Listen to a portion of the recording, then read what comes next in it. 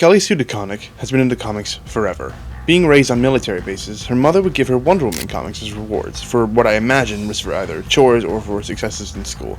I'm not really sure. There's not a lot to go on in these early parts of DeConnick's life, so we should jump ahead to her first writing job, which was to write the copy in adult magazines. This would only be brief, as DeConnick would move on and post her stories on message boards, which would lead to her posting and working on the website ArtBomb, an unfortunately now defunct website, dedicating to cataloging and reviewing comics releasing at the time. DeConnick would also work in the manga space, particularly in adaptation and translation, working with manga companies like Tokyopop and Viz Media. DeConnick herself has claimed that she ended up translating roughly over 11,000 pages of manga, stating that to be the reason behind her expertise when it comes to writing dialogue. Now, from what I could find, DeConnick's earliest credit as a writer for a Western comic book is Image Comics 24/7, a big collaborative project with multiple writers and artists set in a world with robots in an alternate future. DeConnick would then go on to write multiple one-shots from Marvel Comics for characters such as Rescue and the Lady Sif, respectively, leading to DeConnick writing the miniseries Osborn in 2011, which details the time following Osborn's arrest after the events of the Dark Avengers. Eventually, DeConnick would get the opportunity to write Captain Marvel, where she would redefine the mantle for Carol Danvers, who, up to this point, was only known as Miss Marvel. DeConnick's writing is really fun here. We follow Carol on both travel through time as well as mystery in the Bermuda Triangle and even more. Now, of course, DeConnick wouldn't just do Marvel work. She would also work at Image Comics, where she would write the Pretty Deadly series, an awesome fusion of magic and westerns with horror that I highly recommend.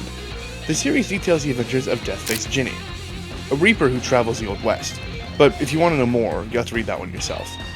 Now, in 2015, DeConnick would return to write the next Captain Marvel run. Before that, I want to mention one other creative work she made for Image: the amazing Bitch Planet. Born from DeConnick's admiration of the exploitative women in prison subgenre of film, Bitch Planet is a series set in a dystopian future where women who are quote-unquote non-compliant are listed as deviants and sent to a prison planet, that being the so-called Bitch Planet. The series goes back and forth, detailing the events of multiple characters and how they came to be in their predicament. There's a part that I want to touch on specifically issue 3 of the series, so full spoiler warning from this point forward. Issue 3 opens with the character of Penny Rowley, a new arrival on the planet, when being assessed by a group of older men called the Fathers. They run down her rap sheet multiple counts of assault, but they're repulsed at what is her worst crime, that being obesity. The Fathers blame Penny for her own situation, claiming they only want to help. As they go on, we see Penny's home life as a little girl happily baking with her mother, when out of nowhere, the state, as they're referred to, take her away and she ends up in a form of state housing, where later in life we see her getting into a fight. She gets talked down to by the headmistress, and the headmistress herself takes it upon her to style Penny's hair to be more traditional, forcibly brushing out her natural curls and straightening it.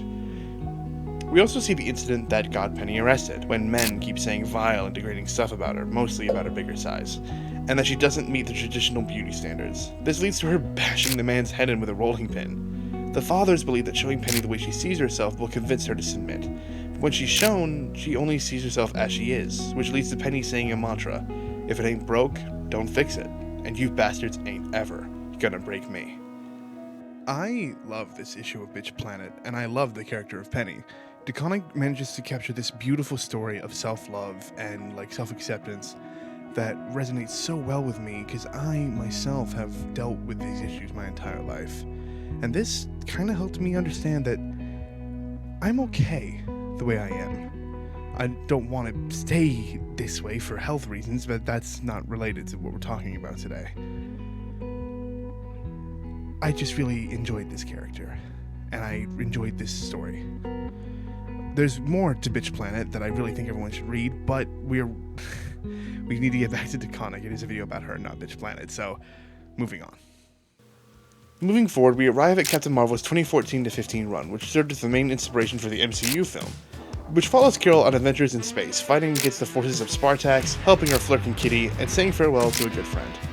DeConnick's run on Captain Marvel here would be followed by the 2015 Secret Wars event, where DeConnick would co-create Captain Marvel and the Carol Corps, one of the many alternate universe war zones on Battleworld. I actually briefly talked about another one in my SHIELD video where I talked about A-Force. This one in particular follows a version of Carol leading an Air Force team named Banshee Squadron as they work to uncover the truth of Battleworld.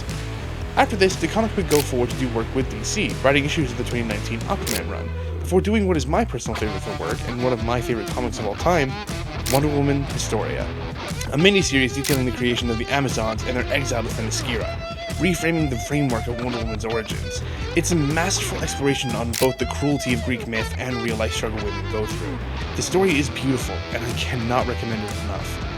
Outside of comic space, DeConnick is a very outspoken voice in feminist conversation, advocating for women in the comic industry to receive more recognition for their work, and to defeat the idea that women working in the industry is uncommon. Kelly Sue DeConnick is an amazing writer in my opinion. I love her take on Captain Marvel. It changed the character forever for the better. Bitch Planet and Pretty Deadly are also amazing individual series. Like, I would love to see a Pretty Deadly series, like a live action series or an animated one. Personally, I think what I'm trying to say is Kelly Sue DeConnick knows how to write, and she writes very, very well. Wonder Woman Historia is, as I said, my favorite Wonder Woman related book I've read in a very long time. Give Kelly Sue DeConnick a Wonder Woman ongoing. Sorry, Tom King. Go away.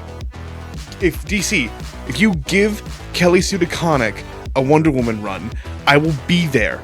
I don't pick up single issues and like ongoings and their independent issues. I much prefer to wait for volumes or compendiums or whatever. But I will pick up every single issue if you give Kelly Sue DeConnick the next Wonder Woman ongoing. Please.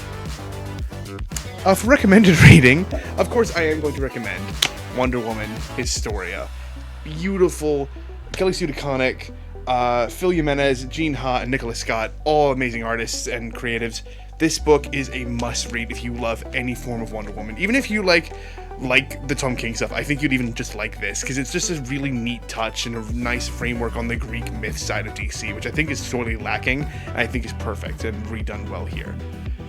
Elsewhere, I will also, of course, recommend everything I have mentioned today. Bitch Planet, Pretty Deadly, the Captain Marvel runs, wherever you can find them. Support your local comic shops if you can. If not, buy physical if you can. It always helps to see physical collections. Of course, buy digital if you can, or if you just prefer it. I'm not your dad. But yeah, that's the video on Kelly Sue DeConnick. I hope you've all enjoyed. If you're watching this, big fan. Sorry. I hope you've all enjoyed. I've been your host, The Comic Wraith. I'll catch you on the next one. Later.